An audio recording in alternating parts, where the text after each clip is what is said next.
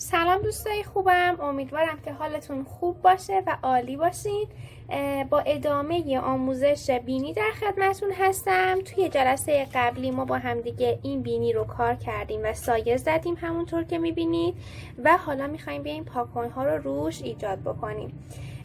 پاکن هایی که ما لازم داریم پاکن خمیری، پاکن اتودی، پاکن فرچه‌ای یا همون مدادی و پاکن برقی هستش که حالا ما تک به تک شروع میکنیم کارمون رو اجرا کردن. اگه قسمت قبلی رو ندیدی حتما توی آیجی تیوی ویدیوی قبلی رو هم نگاه بکن که بعدا این ویدیو رو انجام بدی. خب حالا اول از همه از پاکن مدادی استفاده میکنم و میام اون خطوط ریز و سایه هایی که اینجا خورده و روشن‌تره رو ایجاد میکنم. اگه میخواین نوک این پاکن مدادیتون کاملا نازک بشه میتونید از تراش استفاده بکنین و در نهایت هم با یه سنباده یه مقدار سرش رو سنباده بزنین که یه خود نرم تر بشه و بعد شروع بکنید به سایه زدن، پاکن زدن. عذرخواهی میکنم.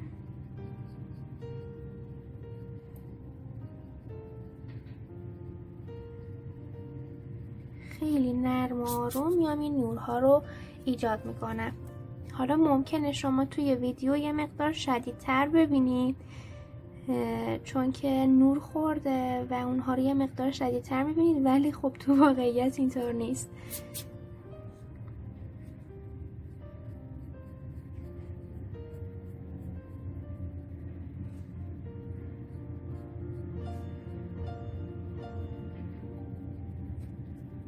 این نوری هم که اینجا هستش رو یه مقدار کار میکنم.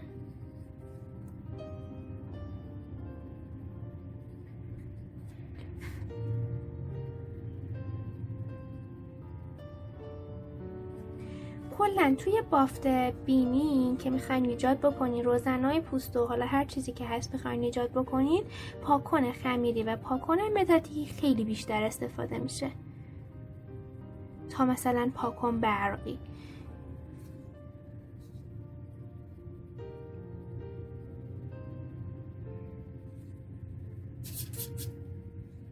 ببینید فشار دست من خیلی کمه.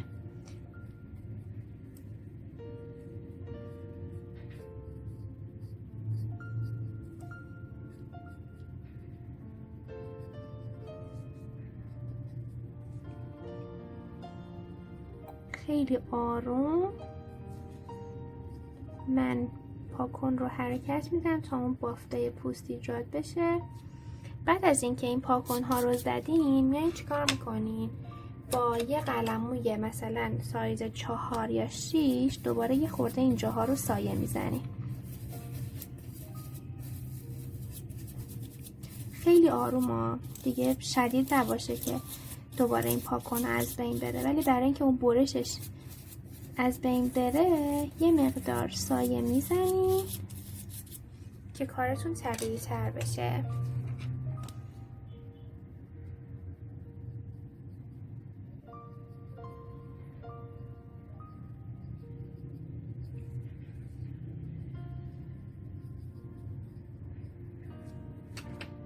حالا میام با استفاده از پاکن خمیریم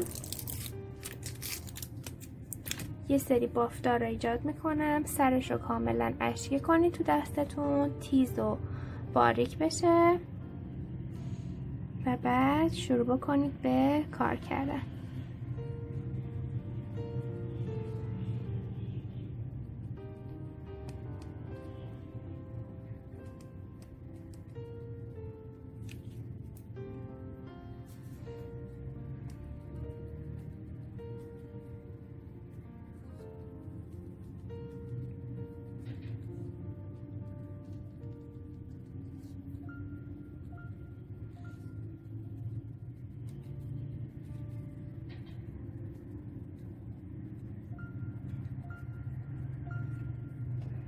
اینجا رو من احساس میکنم یه مقدار تاریکیش بیشتره، میتونم اضافه بکنم که مقدار این تیرگی ها تشدید بشه.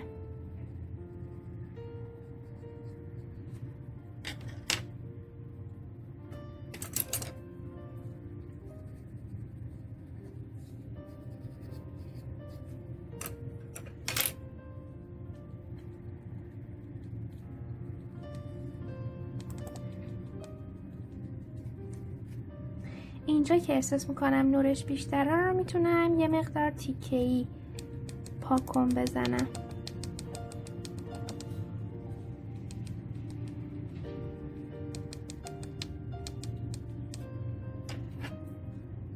بعد اون بافتای ریز رو با استفاده از این پاکن مدادی اجرا میکنم.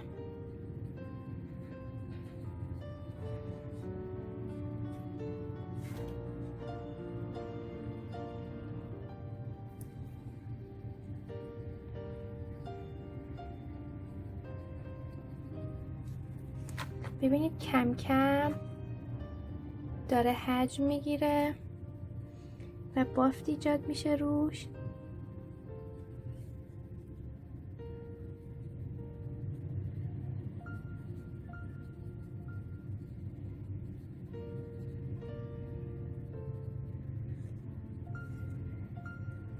باز این قسمت ها که نورش بیشتره میتونم اینجا فشار دستم رو بیشتر کنم. بعد به این سمت که میام دیگه دوباره نرم میشه و خیلی مشخص نیست.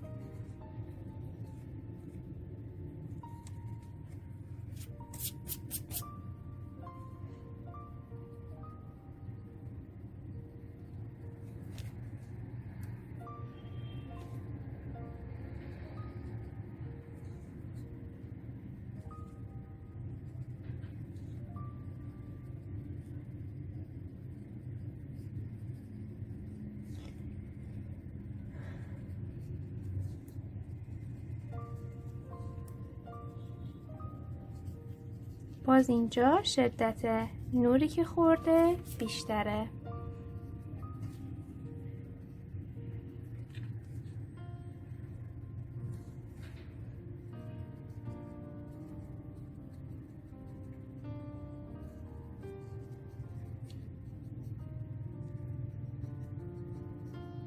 دیگه حالا این که چقدر شما بخواین رو جزئیاتش وقت بذارین همش بستگی به کار شما داره.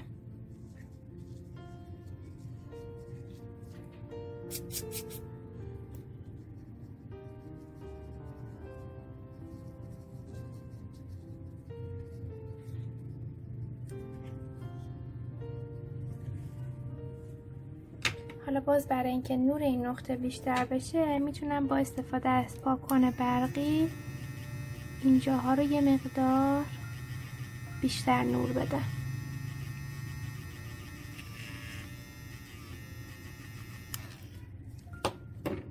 بعد دور اون نور رو یه خورده با استفاده از این پاکن محو میکنم که برشش از بین بره، دیگه حالت نقطه‌ای نباشه.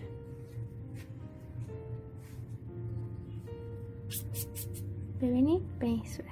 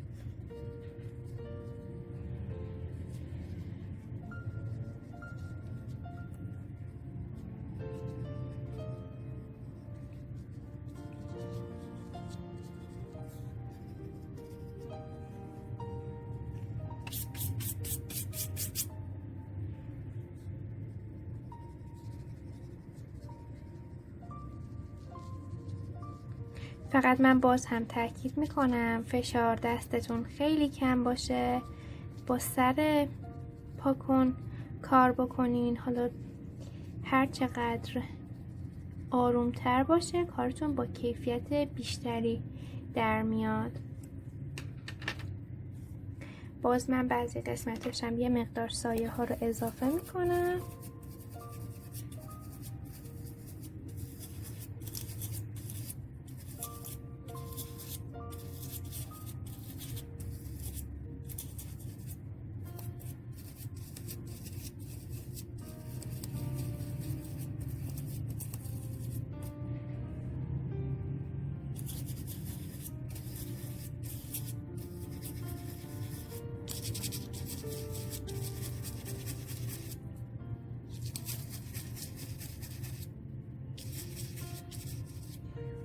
جاهایی که پاکن زدین تموم شد، بعد از اینکه تموم شد میتونید بعضی قسمت ها رو دوباره یک بار دیگه یه ذره سایه بزنید. چرا؟ که اون حالت دیگه خیلی بافت در اومده و خیلی مثلا زیاد مشخصه، یه خورده محوتر بشه. بافت داره ولی خب خیلی محوتر، که شما میتونید بعد از اینکه پاکن زدین تموم شد این کار رو انجام بدین. اینجوری کارتون باز طبیعی تر میشه. البته همه جا نه، مثلا ببین وضوح این تیکه خیلی بیشتره، ولی جاهای دیگه که کمتره شما میتونید بعد از اینکه بافتش رو ایجاد کردین تموم شد دوباره یه مقدار سایه بزنید با همون قلم و دیگه دوباره مجددا سیاهی بر نداریم. با همون قلمویی که دارین و دیگه خودش یه خورده تیره هست یه مقدار از بین ببریم اون نورای شدید رو.